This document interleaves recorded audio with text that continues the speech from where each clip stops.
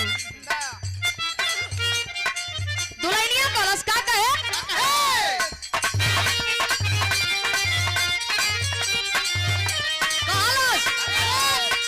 कहे कि ए राजा जी हो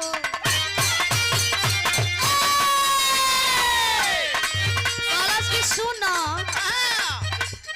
राजा हो ए बोलम जी कहे का कमलेश साहब बैठ जाइए